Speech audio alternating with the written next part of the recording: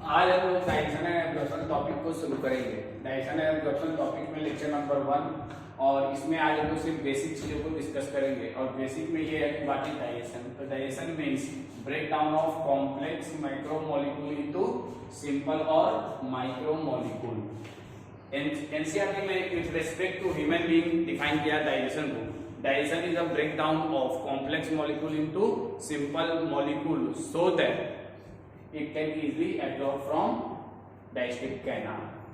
But the exact definition of digestion is breakdown of complex molecule into simple molecule or breakdown of macromolecule into micromolecule.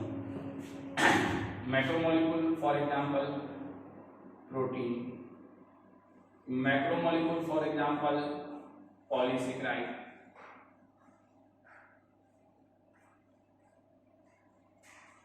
Macromolecule, for example, DNA. तो digestion का definition ये हुआ कि जैसे protein को हम लोग पॉलीपेप्टाइड या अमाइनो एसिड में तोड़, दिस इज डाइजेशन। पॉलीसेकेराइड को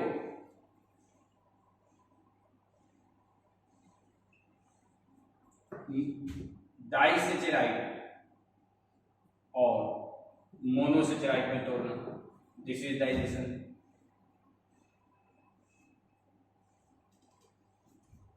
उसी तरह से डीएनए या आरएनए को न्यूक्लियोटाइड और न्यूक्लियोसाइड में तोड़ना इस डाइजेशन। मतलब डाइजेशन का मतलब है बड़े मॉलिक्यूल को छोटे मॉलिक्यूल में तोड़ना। अब डाइजेशन जो है ना, based on location in living being is of 2 type. Living being में लोकेशन के रेस्पेक्ट में डाइजेशन 2 तरह का है। कौन कौन से? तो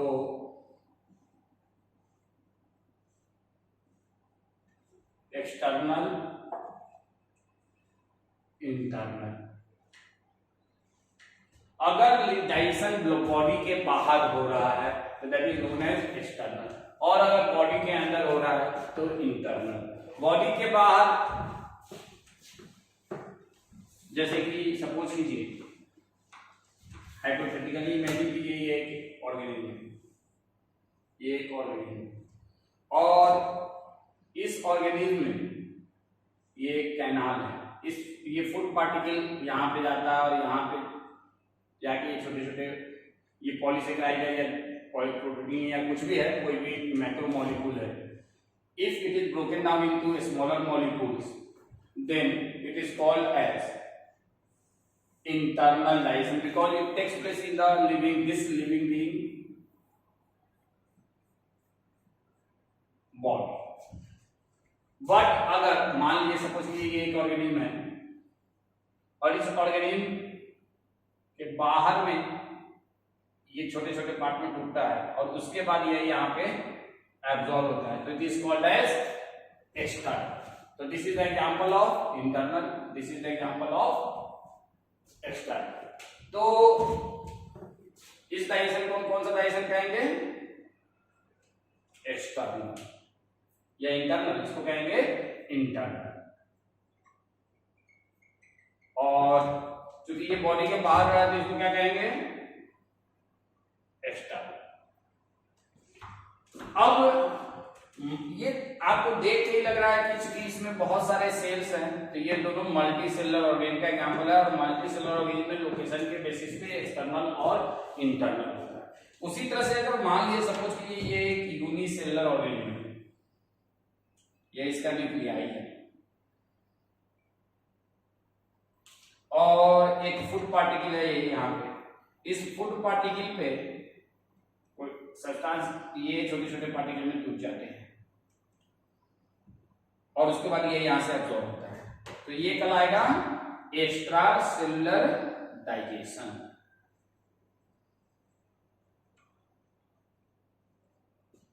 अगर यही एक दूसरा यूनिसेलुलर ऑर्गेनिज्म है ये,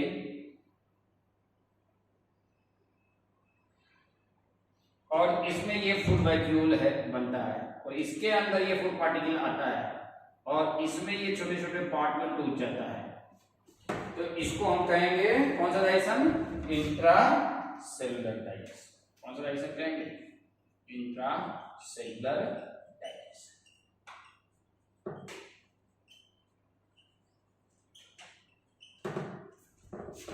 ये कौन सा डाइजेशन है? Extra cellular digestion. वो कौन सा है? इंट्रासेलुलर। ये कौन सा है? इंटरनल। ये कौन सा? क्या इसको आप एक्सटर्नल कर सकते हैं? ये it is external, it is internal. अब सवाल ये पैदा होता है कि चलिए भाई यूनिसेलुलर ऑर्गेनिज्म में तो extra cellular digestion is external, intracellular digestion is internal, but क्या मल्टी सेलुलर ऑर्गेनिज्म में external digestion is extra cellular? तो external digestion is yes extra cellular, but internal digestion में भी एक्स्ट्रा सेलुलर में भी intra cellular. कहेंगे sir ऐसा कैसे? तो अभी मैं दो एग्जांपल देता हूं, ठीक है? हो गया, आगे बढ़ते हैं। देखिए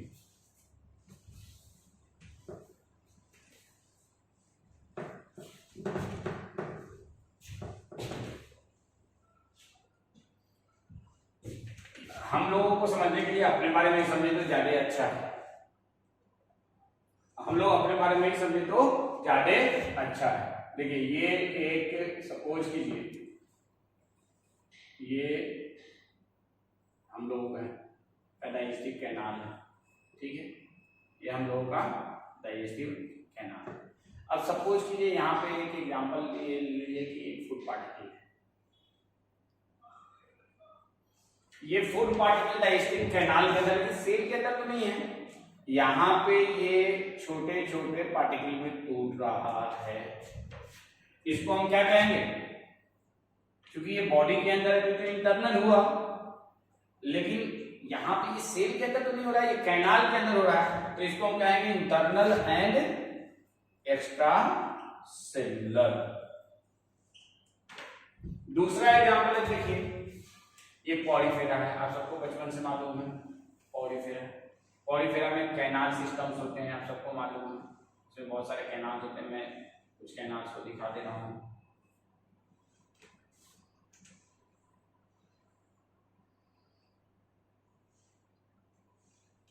अब देखिए जैसे कि एक फूड पार्टिकल है, यहाँ पे आया इस कैनाल के अंदर, ठीक है?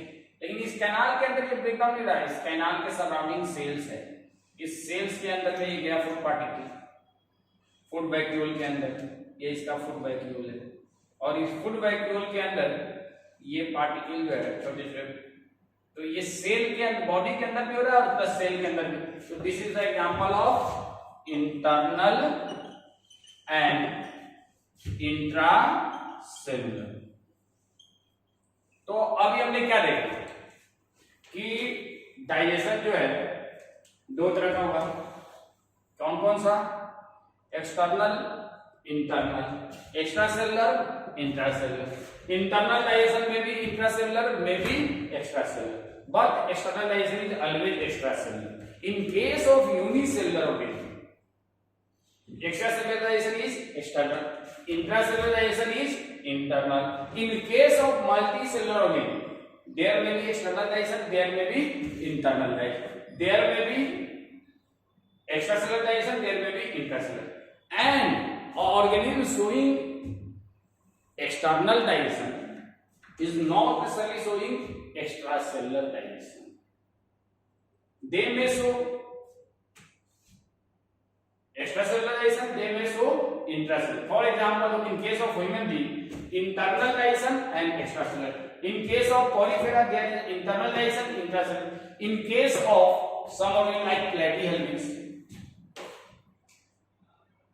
for suppose this is a platyhelminths, parasitic form, they show external and extracellular digestion. अवयव। तो हमने क्या देखा कि डाइजेशन के अभी तक टाइप्स देखे, और इस टाइप्स के बारे में अगर हम बात करें तो टाइप्स जो है कैसे डिस्क्राइब करेंगे, बेस्ड ऑन लोकेशन। देखिए यहां पे मैं समराइज कर रहा हूं, बेस्ड ऑन लोकेशन दो तरह, कौन कौन से, एक्सटर्नल, इंटरनल। और अगर बात करें based on cellular location we can say, तो बेस्ड ऑन सेलुलर लोकेशन और based on cellular location, extra cellular and intra cellular. External, extra cellular, but internal may be extracellular, may be intracellular, and external is always almost extracellular, almost always। अब सवाल ये पैदा होता है कौन से organism में एक्स्ट्रा सेलुलर डाइजेशन, कौन से एनिमल शो करते हैं, और कौन से एनिमल इंट्रासेलुलर और कौन से एनिमल दोनों। फॉर एग्जाम्पल अब बात करें अगर पॉलीफेरा की, तो पॉलीफेरा जो है इंटरनल करता है and intracellular.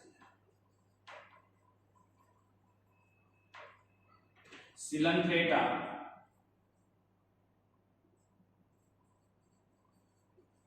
तीनोफोरा both extracellular and intracellular.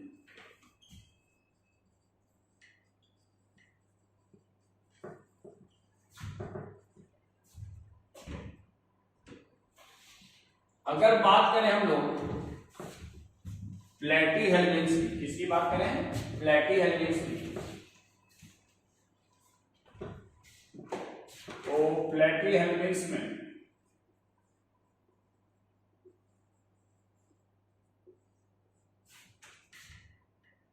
Class turbellaria, class trematoda and class cystoma,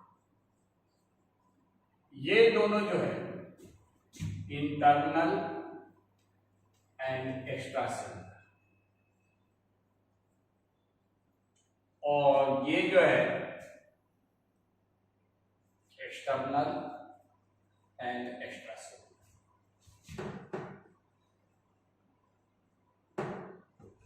इसके बाद ऑलमोस्ट जितने भी एनिमल्स हैं, मेटाजोन्स हैं, they also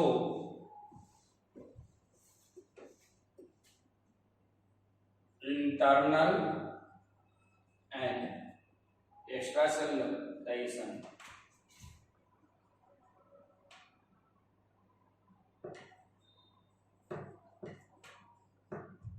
SK helminths onward.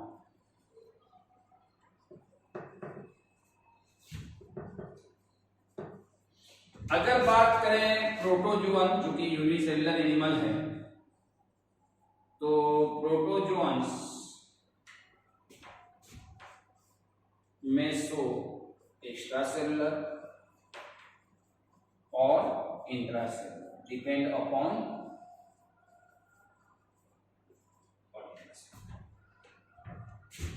ठीक है नेचर ऑफ, जैसे कि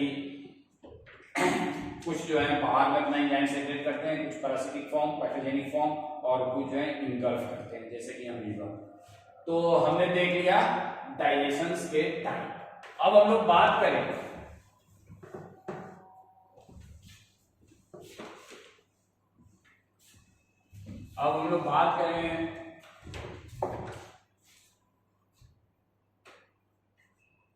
यहाँ पे देखा हमने डाइजेशन, दूसरा टॉपिक है एब्जॉर्प्शन।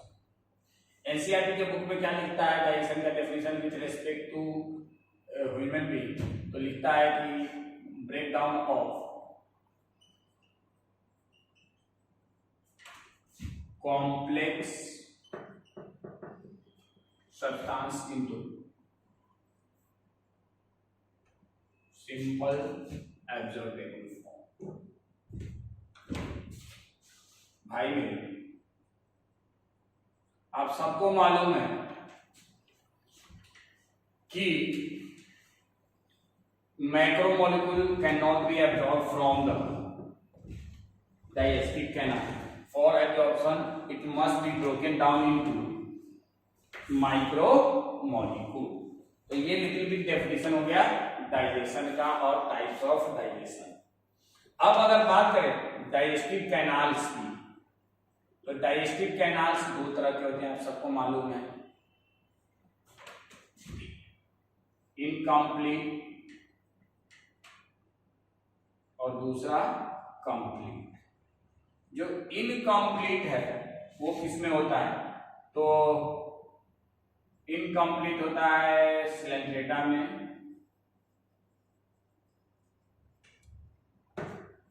टिनोफोरा में,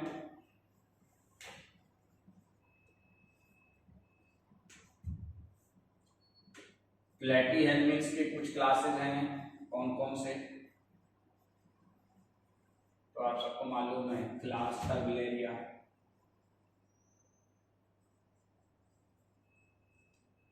और क्लास 3 में टोडा। उसके बाद क्लास ओफियूरिडिया ऑफ एकाइना, इन सब में इनकम्प्लीट होता है।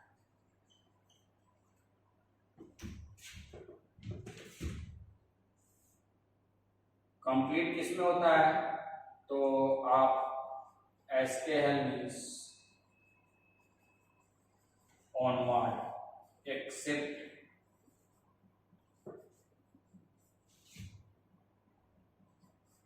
क्लास ओफियूरिडिया, ठीक है।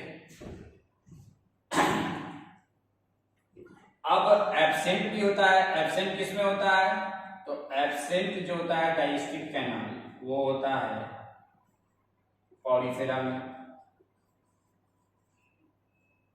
और किसमें होता है, class Cestoda of प्लेटीहेल्मिन्थ्स,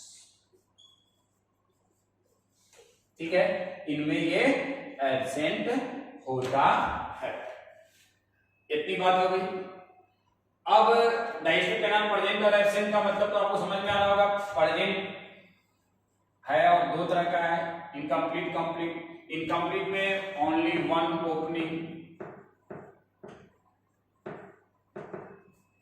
which serve as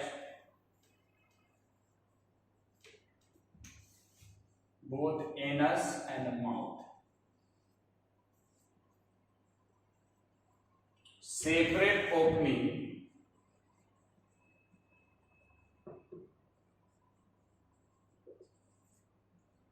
anus and mouth, ठीक है। अब हम लोग बात करेंगे, ठीक है, अब हम लोग बात करेंगे कि भाई डाइजेशन जो है किसका करते हैं, डाइजेशन हम लोग न्यूट्रिशनल सब्सटेंस का करते हैं, न्यूट्रिशनल सब्सटेंस और न्यूट्रिएंट्स का। अब सवाल पहला ये होता है कि न्यूट्रिशनल सब्सटेंस और न्यूट्रिएंट्स क्या होता है, तो न्यूट्रिशनल सब्सटेंस और nutrients are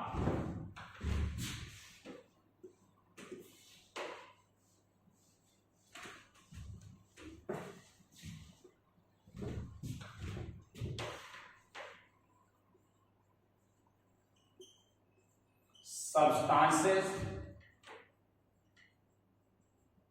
present in food which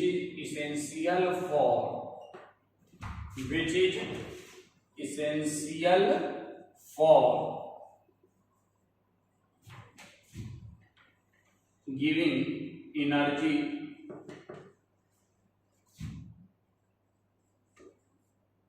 and for formation of new cells and also essential for growth and repair.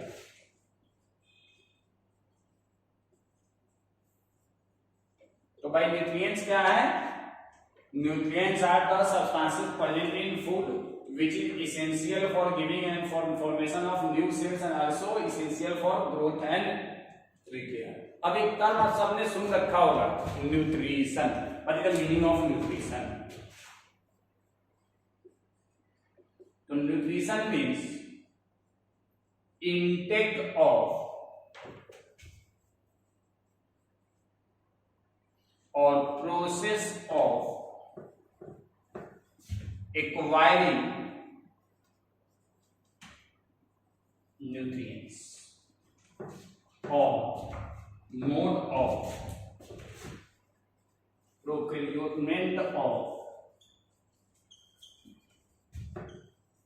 nutrients. भाई तो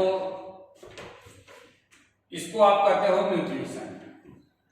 और न्यूट्रिशन जो है तो मोड ऑफ न्यूट्रिशन. तो मोड ऑफ न्यूट्रिशन जो होता है इसको आप लोग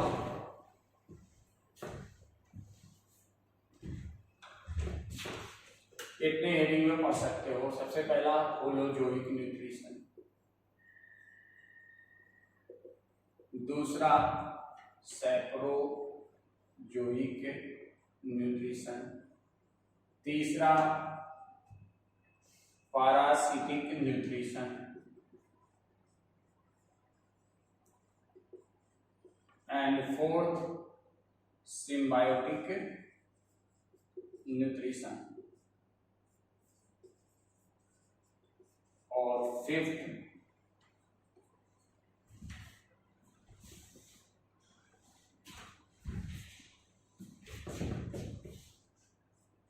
म्यूचुअलिस्टिक न्यूट्रिशन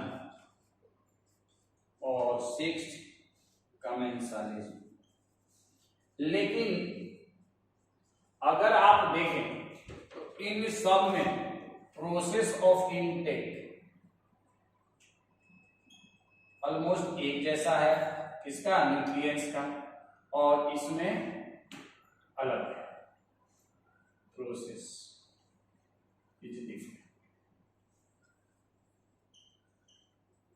लेकिन इन सब में डिफरेंस जो है ना ये दो ऑर्गेनिज्म के रिलेशनशिप के बेसिस पे है.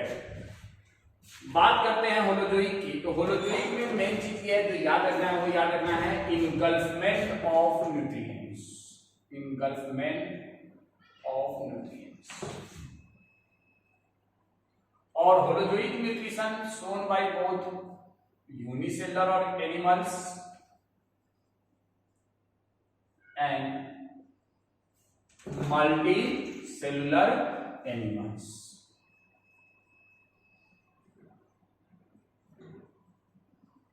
जैसे कि आप सबने बचपन से सुन रखा है अमीबा का नाम. ये है अमीबा जिसमें सिटोपोडिया होता है. अब अमीबा को फूड लेना हो तो क्या करेगा? ये मान लीजिए अमीबा का फूड है. अमीबा का फूड है. अमीबा का ये फूड है. इसको लेना है तो ये क्या करेगा? ये अपने बॉडी में इसको इंगल्फ करेगा. इंगल्फ कैसे करेगा वो आपको सेल बायोलॉजी में बता दिया जाएगा, पढ़ा देंगे सर. तो ठीक है. ये इसको ऐसे लिया और फिर इसके बाद यहाँ पे इंट्रासेलुलर ऐसे, लेकिन ये इसको इंगल्फ कर रहा है. इंगल्फ करने का प्रोसेस कैसे है तो समझ लीजिए. ये अपने सिटोपोडिया को इधर से आगे बढ़ाएगा, इधर से इसको आगे बढ़ाएगा और इस तरह से ये इसको इंगल्फ करके अंदर ले लेगा और ये इसका बन गया. तो ये इंगल्फमेंट कर रहा है न्यूट्रिएंट्स. वैसे ही इंसान या जितने भी आप एनिमल्स देखते हैं तो ये क्या करता है? ये फूड पार्टिकल इसको क्या करता है? इंगल्फ करता है. तो इनगल्फमेंट होता है। अब ये फूड पार्टिकल कई बार हम लोग कहते हैं कि सॉलिड सब्सटेंस, नहीं, सॉलिड कोई नहीं, कोई भी सब्सटेंस है, आइदर सॉलिड हो, अगर ये एक गिलास दूध है और ये गिलास दूध को अगर ये पीता है तो ये भी होलोजोइक न्यूट्रिशन है। तो इनगल्फमेंट बात क्या रहता है, बाकी इन सब में क्या होता है, एब्जॉर्प्शन ऑफ न्यूट्रिएंट्स होता है, एब्जॉर्प्शन होता है। अब आप सबको मालूम है सेप्रोजोइक न्यूट्रिशन में एब्जॉर्प्शन डेड और डिकेड सब्सटेंस का होता है, डेड और डिकेड सब्सटेंस का।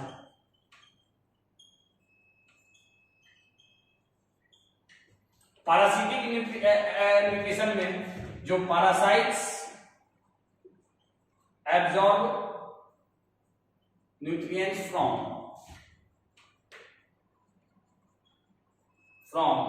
हॉट, इसमें दोनों ऑर्गेनिज्म, जैसे कि आप सबको याद होगा एसेरेसिया कोलाई एक एग्जांपल है जिसमें दोनों ऑर्गेन बेनिफिट होता है, लेकिन न्यूट्रिशन सिर्फ एक ऑर्गेन को मिलता है, दोनों को नहीं मिलता है। जैसे एसेरेसिया कोलाई जो है हमारे कोलोन में रहता है और वो क्या करता है, हमारे कोलोन में से अनडाइजेस्ट सब्सटेंस उसका न्यूट्रिएंट्स होता है, जो अनडाइजेस्ट सब्सटेंस है वो उसका न्यूट्रिएंट्स है। लेकिन हमको एक तरफ क्या देता है, विटामिन के, विटामिन B12 देता है। तो इसमें दोनों को बेनिफिट हो रहा है, इसमें दोनों को बेनिफिट हो रहा है और दोनों क्या कर रहा है, सिंपली एब्जॉर्ब कर रहा है, कोई इंगल्फ नहीं कर रहा है। तो सिम्बायोटिक न्यूट्रिशन में क्या होता है, दोनों को न्यूट्रिशन मिल सकता है या दोनों में से सिर्फ एक को न्यूट्रिशन मिल सकता है। जैसे कि आप सबने लाइकेन का नाम सुना होगा जिसमें एल्गी और फंगाई होता है, फंगाई को न्यूट्रिशन मिलता है बट एल्गी को न्यूट्रिशन नहीं मिलता है, लेकिन that is also example of symbiotic nutrition. इसी को हम लोग कभी कभी हम लोग म्यूचुअलिस्टिक न्यूट्रिशन भी एक नाम देते हैं। लास्ट है कमेंसलिज्म। कमेंसलिज्म में एक ऑर्गेन को बेनिफिट होता है, अदर को ना तो बेनिफिट होता है ना लॉस होता है, जिसको बेनिफिट होता है वो न्यूट्रिशन के फॉर्म में होता है। बहुत सारे नेचर में एग्जांपल्स हैं कमेंसलिज्म के। तो हम लोगों ने एक मेन चीज हमको ये देखना है कि what is the meaning of holozoic nutrition. तो होलोजोइक का मतलब है इंगल्फमेंट ऑफ न्यूट्रिएंट्स।